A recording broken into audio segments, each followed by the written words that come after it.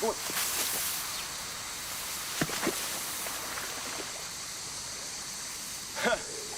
They don't call me the crocodile man for nothing. You think this guy's dangerous? You should see what I've got in me shed.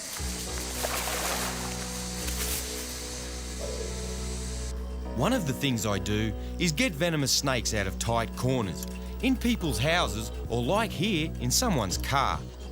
Snakes in weird places like this can be scared and cranky, and since this is the only time people usually see them, they get the wrong idea about them. But a snake's real character is completely different. Out where they belong, snakes are gentle and beautiful creatures. I'll show you. I'm going to take you on a journey across Australia to see 10 snakes, the 10 most venomous snakes in the world, every one a potential killer.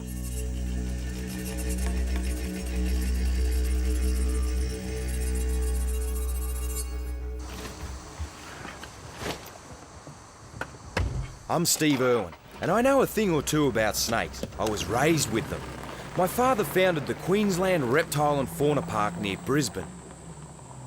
Now I run the park, but today I'm off on an adventure. It's the trip of a lifetime to track down the world's 10 most venomous snakes. Fortunately, they all live here in Australia. Why this country has such lethal snakes, nobody's sure. It could even be an evolutionary accident, but by crikey, it sure makes my life interesting. This trip's gonna be great. I've always wanted a chance to show people what amazing snakes we have in this country. And not in a zoo or in someone's house, but out where the snakes live.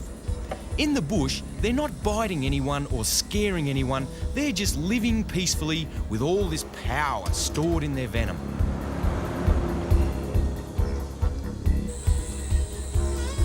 We've still got a long way to go before we find our first venomous snake, but I've got to show you this.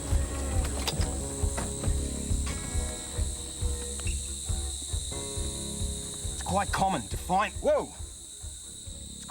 find snakes sunning themselves or absorbing the heat out of the tarmac here in southeastern Queensland. Now, this isn't one of the venomous snakes we're after. This is actually a carpet python. Now, although it doesn't possess any venom, it's still got quite a hefty bite.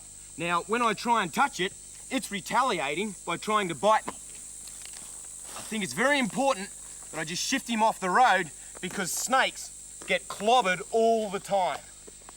He's a beauty. This python doesn't know how lucky it is to meet a snake lover like myself.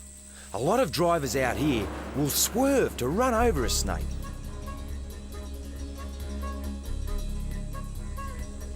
Back on the road, I'm leaving central Queensland behind and heading north to the Great Dividing Range. And that's just for starters. I've got thousands of miles of hard travelling ahead of me.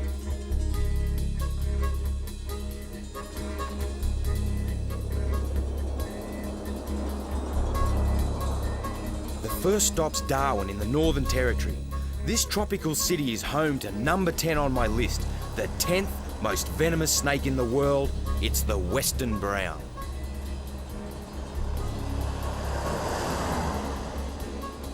Right in the city centre, there's very little habitat for snakes.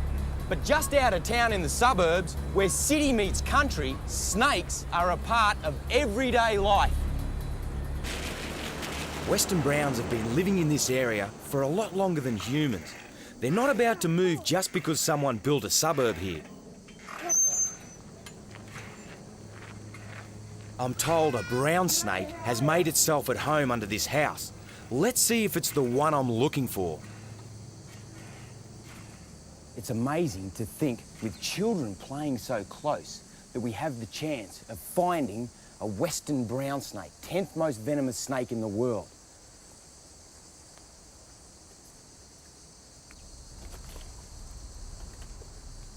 Up here in the hot, tropical north, the sun is very intense.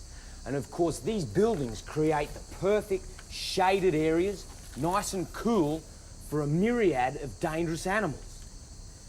Mice and rats often dwell in amongst the rubbish, and of course, your venomous snakes come searching for them, and this tarp is a great place for snakes.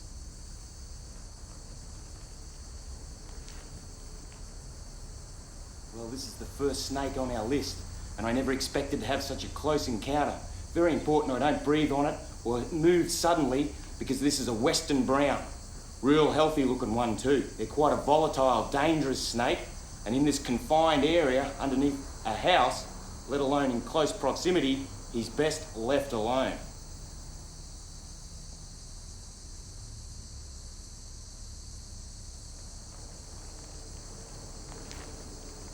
Sometimes the best thing to do with a deadly snake in the house is to starve it out.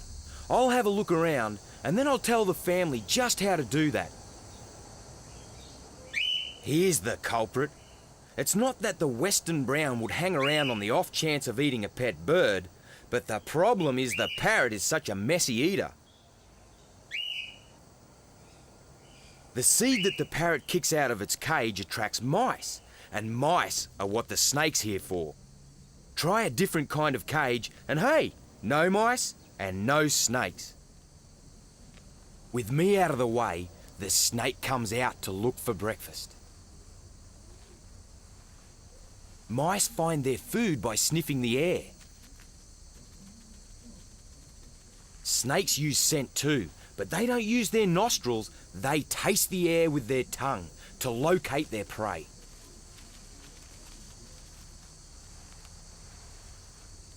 No feet means no footsteps.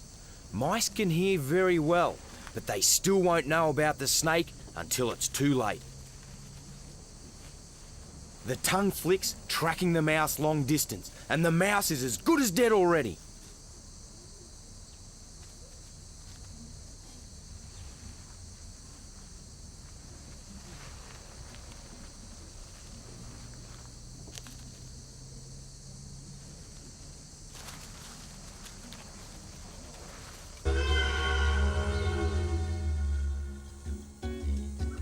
Next, snake number 9, the death adder. To find this one, it's back into Queensland. We've got to get out into the real bush. This piece of wilderness is known as Robinson's Gorge. It's made up of forests and steep cliffs. Over millions of years, wind and water have carved the sandstone into caves and overhangs. Perfect for animals such as rock wallabies.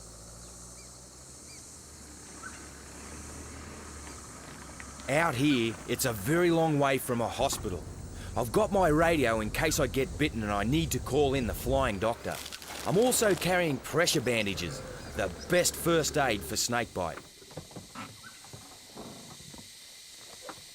This place is so remote, the rock wallabies haven't learned to be afraid of humans, even me.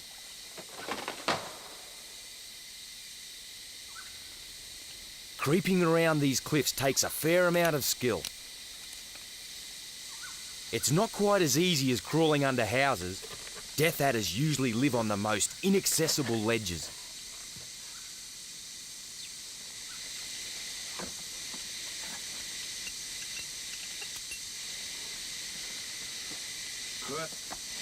This is the perfect location. Really good. So the next trick now is to search through these platforms of rock, looking for tracks and other obvious signs of death adders.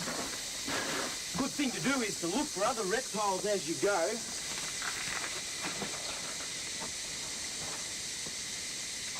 The sun's pretty hot right now, and there's probably some around here cooling off in the shade. Here we go, this is it.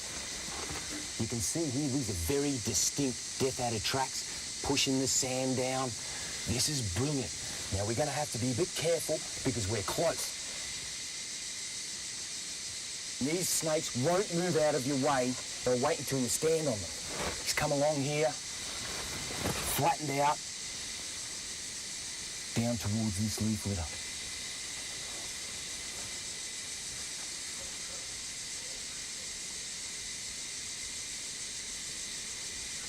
There's one.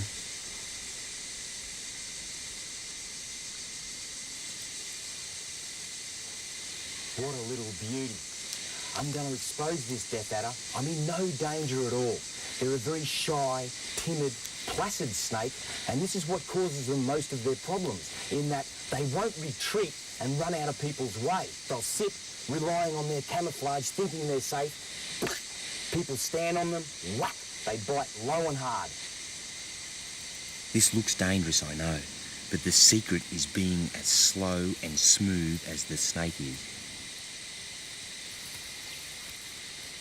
Now this is a potentially dangerous situation we've got here. Nothing worse than a death adder through your shoelace.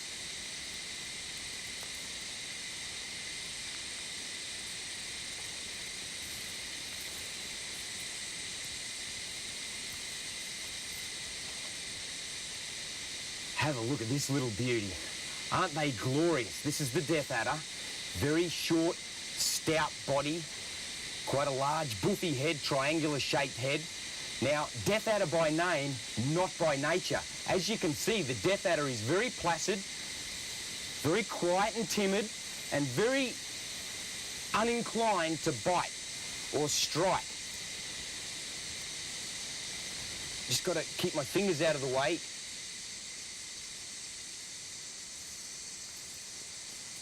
Now, the death adder's also got a very good set of fangs, a lot larger than any of the others that we're going to take a look at.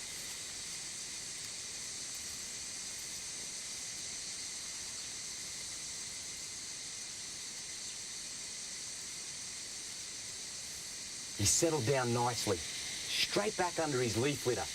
It's important for me to remember that I'm a visitor in his territory and this is his environment. So I better get out of here because I've got a heck of a climb before sundown.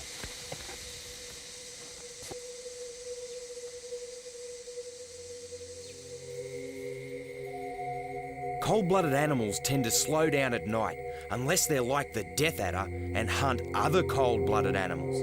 In that case, dusk can be the start of the working day.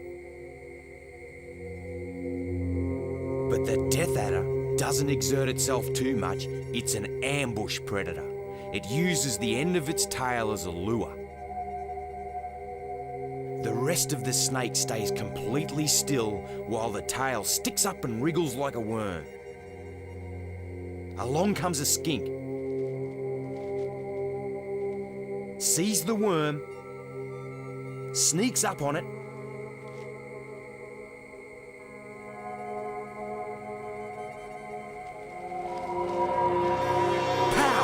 a deadly injection of venom. It's a huge overdose, a lot more than is needed to kill one skink. But the death adder doesn't strike very often. It won't need another meal for 3 or 4 weeks.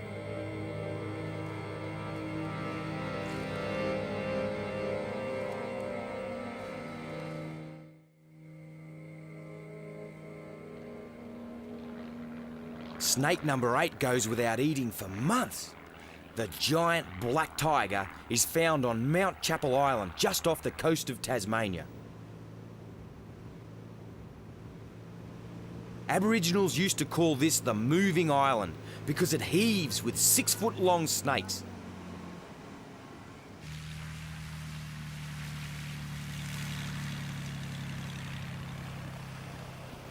Of course, the snakes don't realise how much they frighten humans. They're too busy being frightened of us.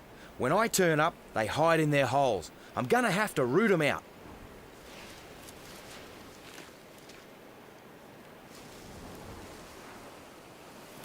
This island is absolutely riddled with burrows. Now, here's a relatively fresh one. Just have a little look down in here. Oh! The holes are actually dug by birds, mutton birds.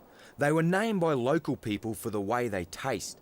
Masses of them breed here every summer, and their chicks provide enough food for the snakes.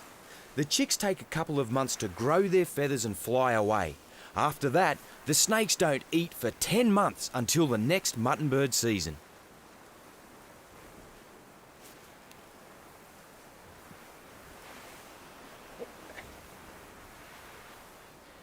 Now, this is a juvenile, and he's still got these bands, very typical of the tiger snake, which he'll lose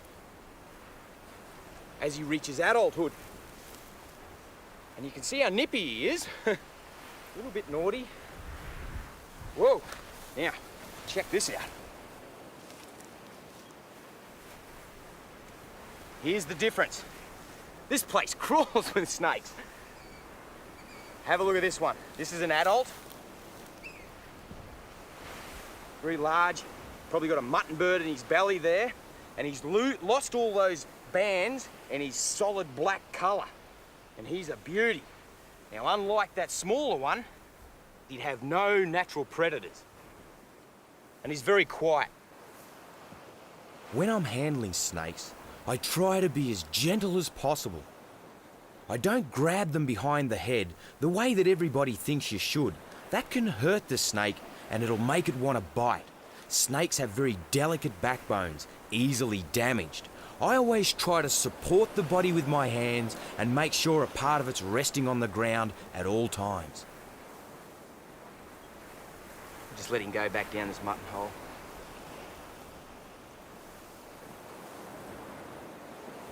Then I'd better be off. No time to hang around on this trip.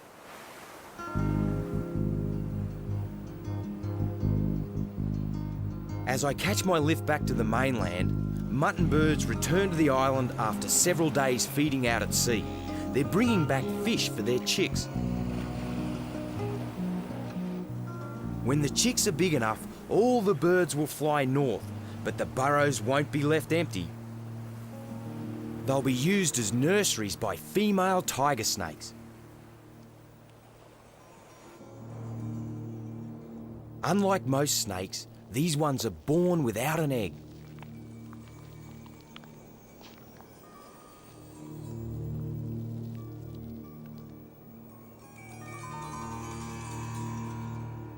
The babies come out fully formed.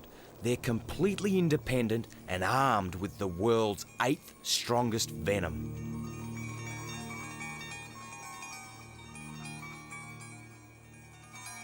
My number 7 is another kind of tiger snake. This one's back on the mainland in Western Australia. It's a swamp dweller.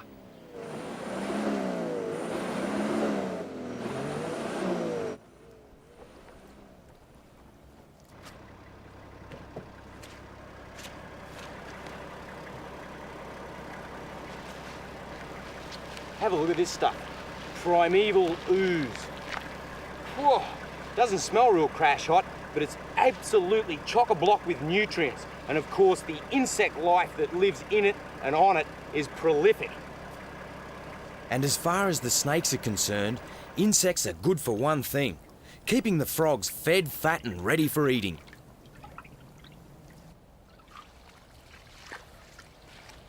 As a general rule, if you use good solid footsteps, snakes are quick to get out of your way. Now, I've been very stealthy, very tender with my feet, and the reason being there's a snake in here. They have no ears. They sense vibration. Footsteps pounding away, snake will scatter. So if I get over the top of this snake and shout at it, "Hey, snake!" it won't react. It can't hear me.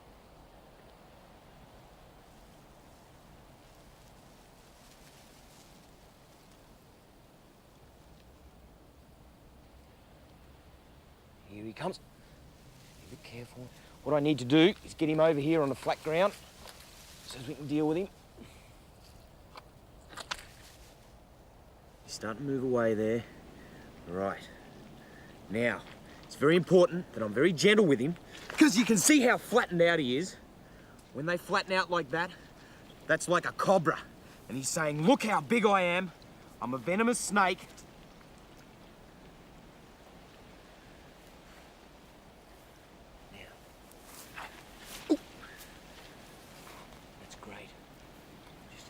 Be careful. Try and get in and get his tail. Back here, mate. Hey. Keeps covering his tail up nicely. Very hard to get them when they're like that. Oh. You're a grumpy snake. He's a little bit cranky. Now wait. Wow, too close. That was too close. Nearly picked me up on the nose. Getting bitten on the face is really hard because you can't get a pressure bandage on it. This snake is particularly aggressive. The reason being is I've got him cornered. He feels confronted. He thinks I'm going to hurt him, perhaps even eat him. His only form of defense is aggression, to retaliate. And it's very important that I get him by the tail, otherwise I'm not able to manipulate him. And what happens is every time I try to get him by the tail, he swings at me.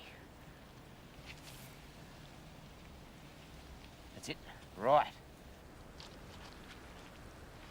I'm getting as tired of him as he is of me.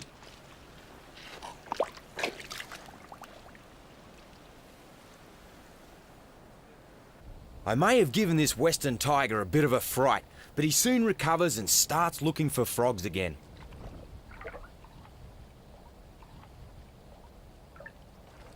To catch frogs, a snake has to do what frogs do: swim a little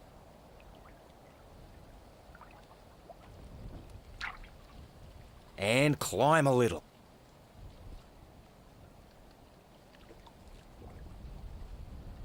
Frogs climb using sticky pads on their toes. Snakes have to do without toes. They climb by rippling their belly scales, rather like steps on an escalator. Snakes' ancestors were lizards, burrowing lizards. They lost their limbs in the process of becoming better burrowers. So snakes were originally designed for narrow holes, but in fact, they can go almost anywhere other animals can go. But that doesn't mean they always get what they're after.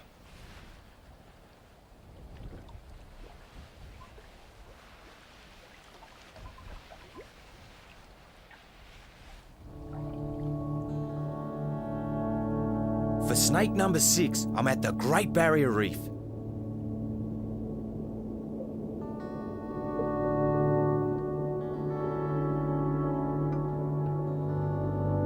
The beaked sea snake is the most venomous sea snake of them all. Sea snakes need to be highly venomous in order to immobilize their prey quickly.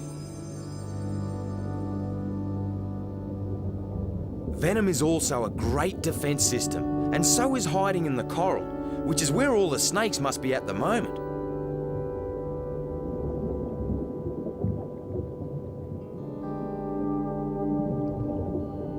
Well, here's one at last, but it's not a beaked, it's an olive sea snake. Its tail is sensitive to light. It senses potential predators like me by detecting their shadow.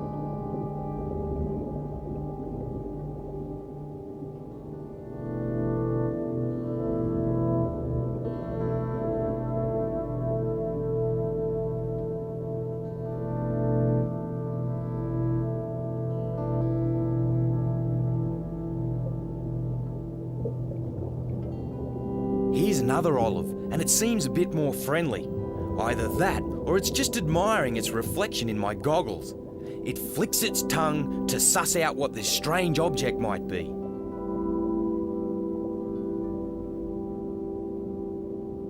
But it soon loses interest when it realizes I'm not another sea snake.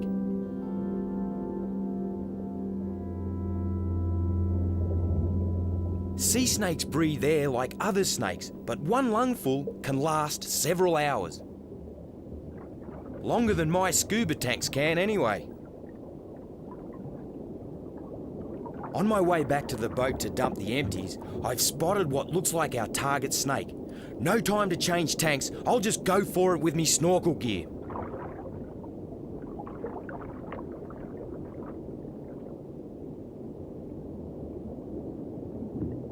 Nah, it's not a beaked. It's a near relative, a Stokes' sea snake. It's a real big one too, especially this close up.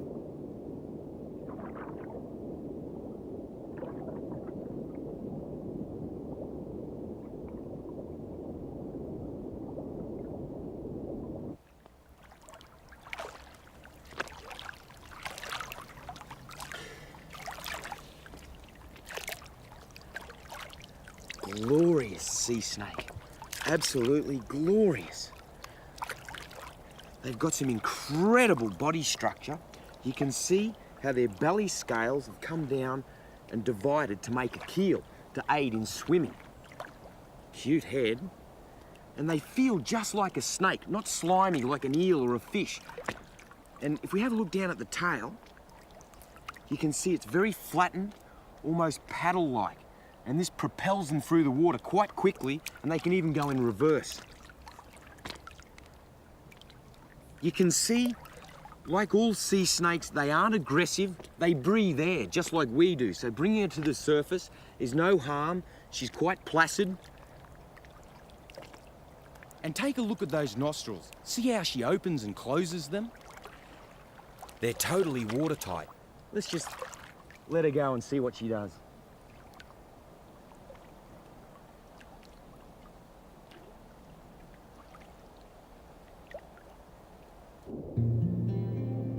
Well, no big sea snake, but no worries, we saw plenty of others. Time to move on.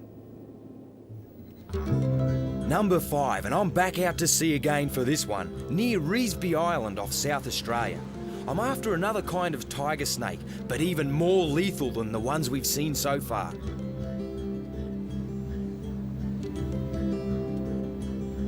When I set foot on Revesby, I'll be its entire human population.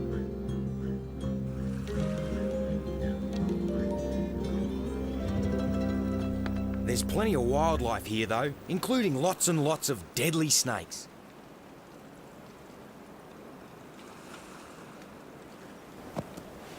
The weather changes on this island are quite rapid. 1 minute it's sunny, next minute it's cloudy. But I actually think that this cloud cover is going to work for me. Perhaps there'll be a few tigers out. The term cold-blooded can be a bit misleading. What it means is you don't have your own internal heating system. You're more or less the same temperature as everything around you. If you're cold, you go out in the sun to warm up. If you get too hot, you go to somewhere cool. A cloudy day here is about right for snakes to be out and about without boiling over.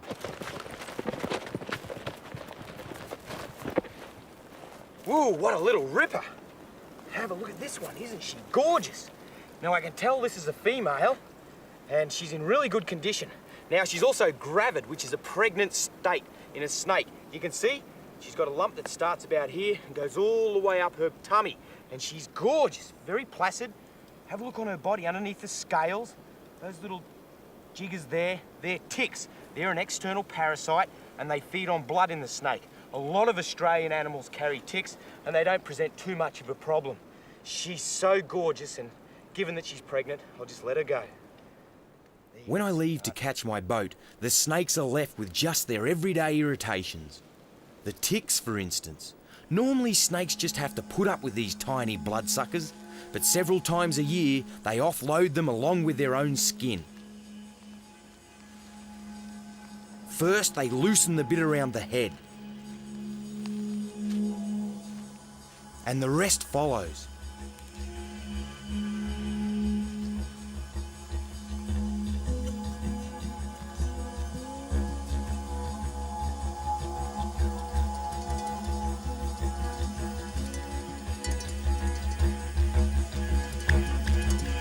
One totally tick-free snake, for a while at least.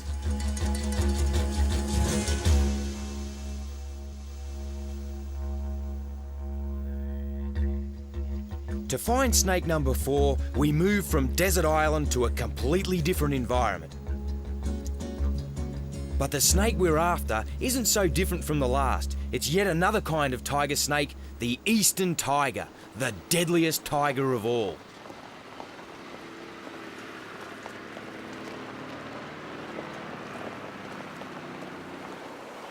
The Revesby Island tiger snake had difficulties getting out of the sun.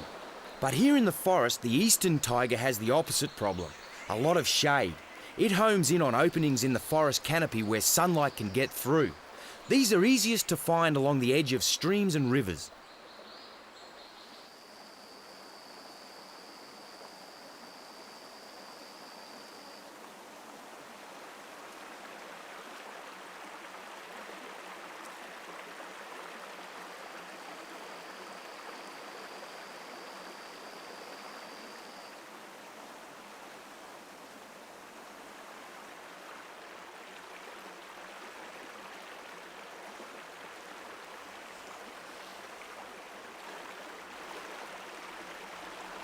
What a great example of how a snake if unmolested and left alone, is quick to get out of your way, not stand and strike.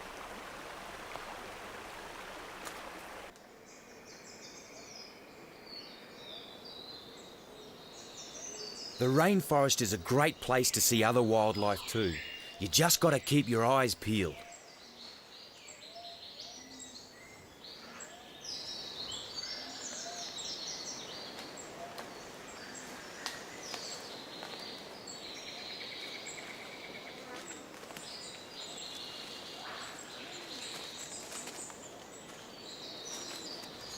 One creature you might see is this rainforest dragon. It doesn't bother to run because it feels well camouflaged amongst the leaves.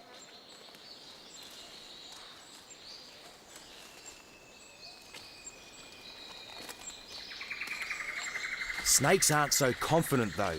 When they sense the vibrations of my footsteps, they take cover. I'll have to check out some of their hiding places.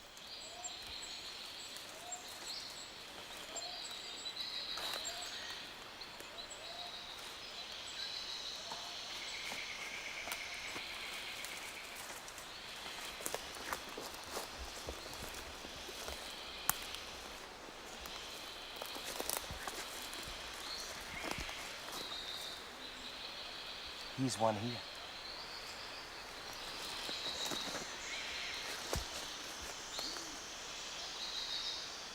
Good.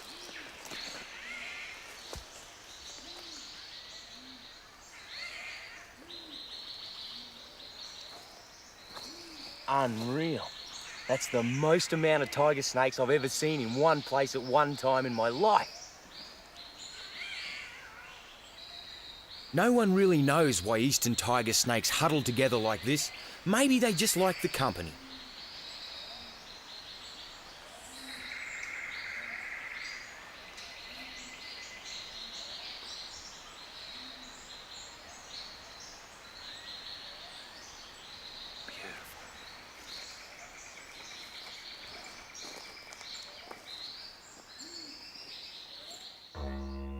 Well, we're down to snake number 3. We're leaving the wilderness and heading for eastern Queensland's sugarcane fields. This is taipan country.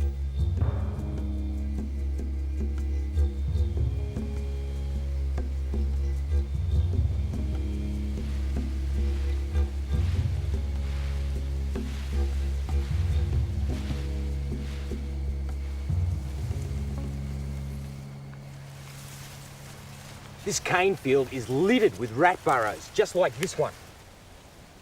And given how prevalent the rats are, I would assume there'd be loads of taipans cruising around. But I'd say they're either down inside the rat burrows or somewhere where it's cool.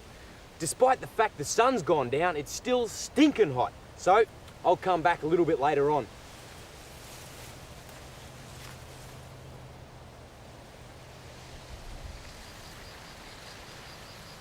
Night isn't necessarily the best time to find taipans, but when it's so hot during the day, it's probably a better bet.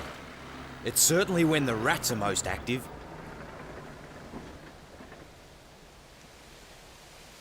It's gonna be more risky for me though, simply because it's harder to see what's going on around my feet.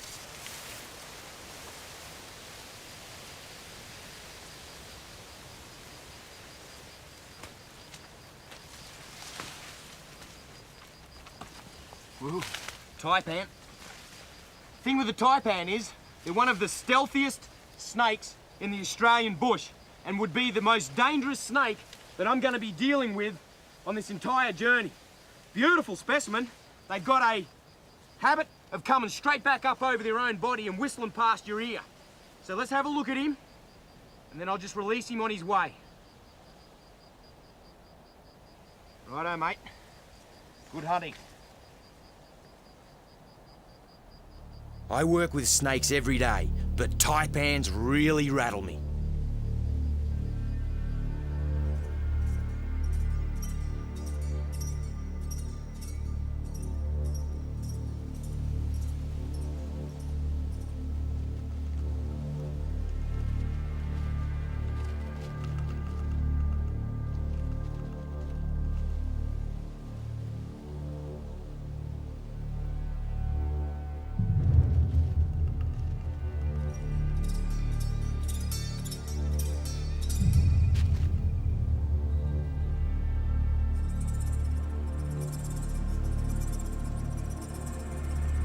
This gaping mouth must look pretty intimidating to a rat, but that's not the point. The snake's just realigning its jaw.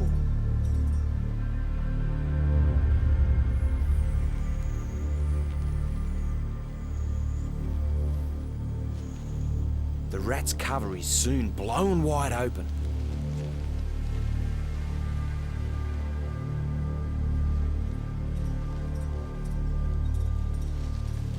Snakes have a unique way of eating. They've got no hands to shovel it in, and they don't chew their food, they swallow it whole, however large the meal is. They do this by unhinging their jaw from the rest of their skull. The prey is gulped down head first, then digestive juices finish what the venom started.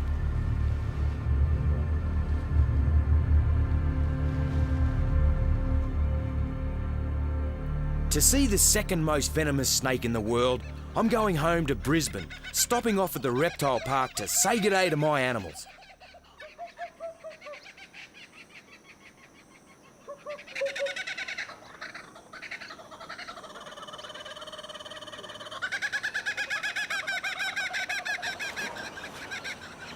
Whoa! A common brown snake, number 2 in my top 10, has been seen behind my own house. Welcome into my shed. Every boy's got to have a shed. Now, I grew up in here. This shed's been here since the 1970s. Now, Terry, my wife, tells me somewhere in here there's a common brown snake, and a large one at that. She estimates it to be 2 metres, 6 feet. Ideally, what they'll do is they'll stay low. They're a terrestrial snake, not venturing very high, and they're no good at climbing. Now, this is the perfect scenario for a brown snake, because where you've got rats and mice, of course, that's where you'll find your brown snakes. They come in and around through here, searching, looking for food. Oh, there goes a little mouse now. European house mouse.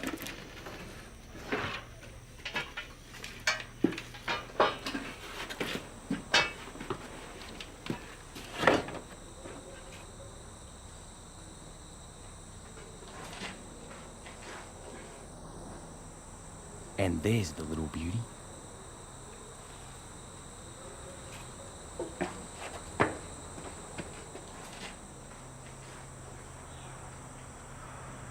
Snakes quite often find their way up into cars, engine blocks.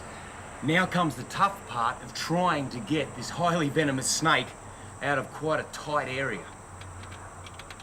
The common brown likes places where people are common too. It gets into houses a lot. And when Australians are bitten, it's usually by this snake. I'm quite used to rescuing these snakes from frightened humans.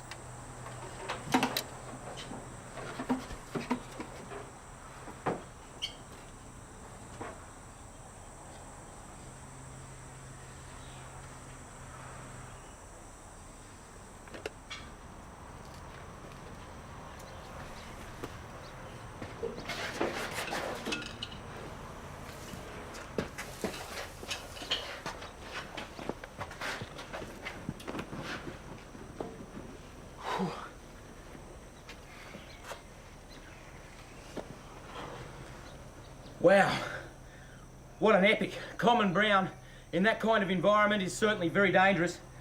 I've had to use a catch bag. I don't muck with him. It's tail into a catch bag, and now I'll get him back out into the bush where he can never run into a confrontation with people again.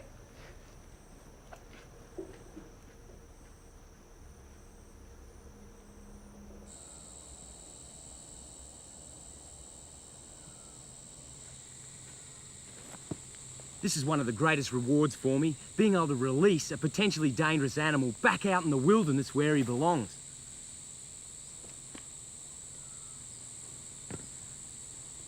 Have to be a little careful, because they normally come out of this bag very cranky.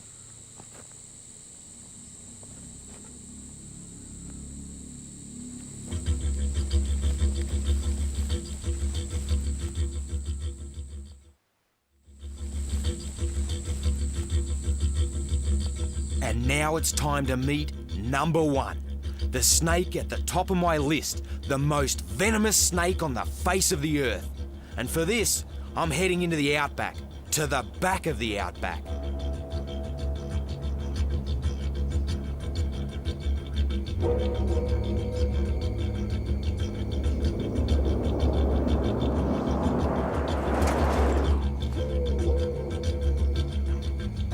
From Brisbane, it's a tough 3-day drive. Some of the livestock stations out here are the size of small countries. There's a lot of sheep and cattle around, but plenty of wildlife too.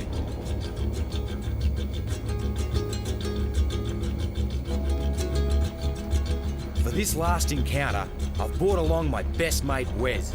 And we're taking motorbikes because where we're going, even 4-wheel drives are up the proverbial creek. If you were gonna get bitten by a venomous snake, you couldn't choose a worse place. We're miles from any kind of medical help. That's why I've brought along Wes as backup.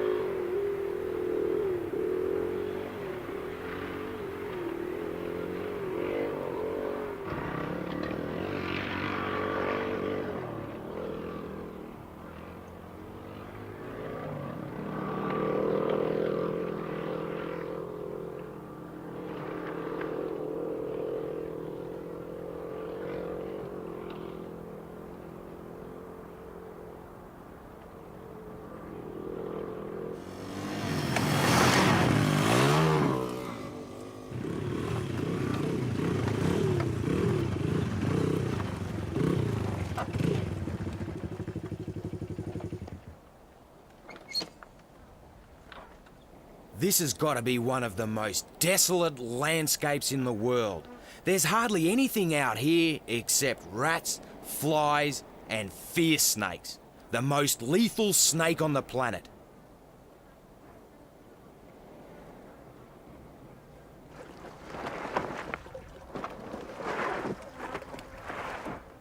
This is my country, and I've grown up out here. And the fierce snake, he's an old mate of mine. But I tell you what, if you take a hit in a remote area like this, even Wes won't be able to help me. The fierce snake possesses enough toxins that in one bite, he'd be capable of killing over 100 adult humans. Pretty awesome. I've been handling snakes since I was a kid, and I've never been bitten. But that doesn't mean I'm not nervous. You've got to have respect for these deadly snakes, and when you're handling them, you can't let your mind wander.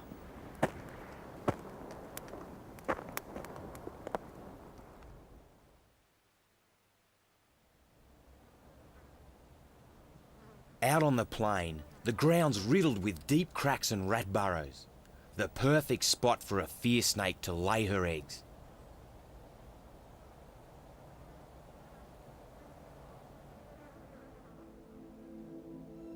This clutch is just about to hatch.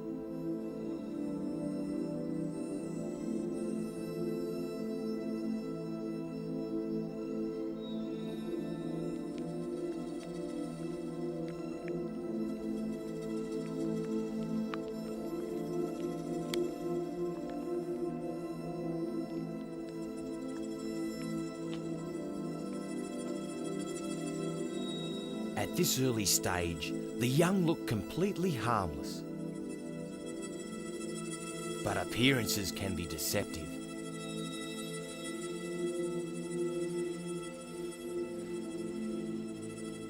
Each baby fierce snake already carries enough venom to kill several grown men.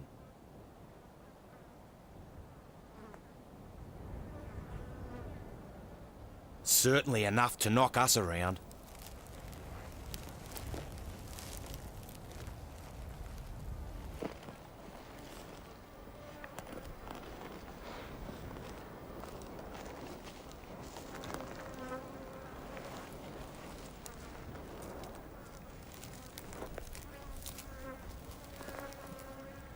fierce snake.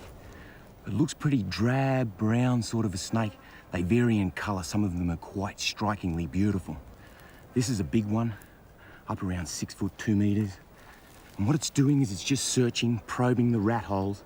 Underneath the soil is like a subterranean labyrinth. Now, fierce by name, certainly not by nature. As long as you give them plenty of distance, they aren't all that aggressive. Here she comes, she's coming back out.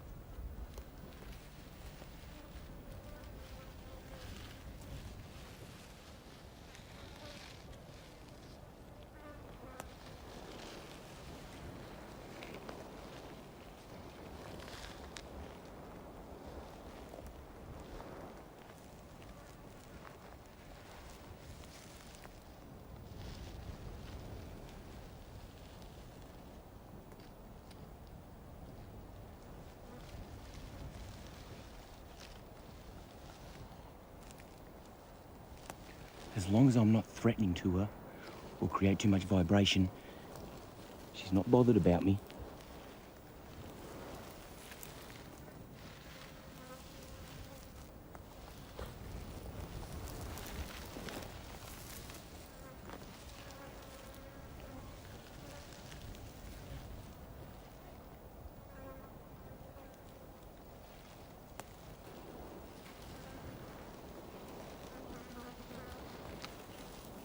Whew. Well, that hasn't happened to me before, or anybody else. Anybody alive, that is. Just think, the deadliest snake on Earth came up and gave me a lick. Good thing she didn't like the taste much. We've just seen the 10 most venomous snakes in Australia, in the world. Yes! Woo!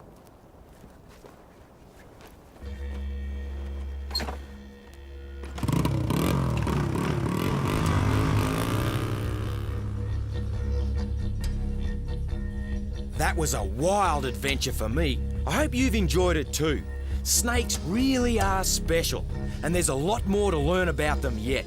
But we'll need a little less fear and a lot more respect.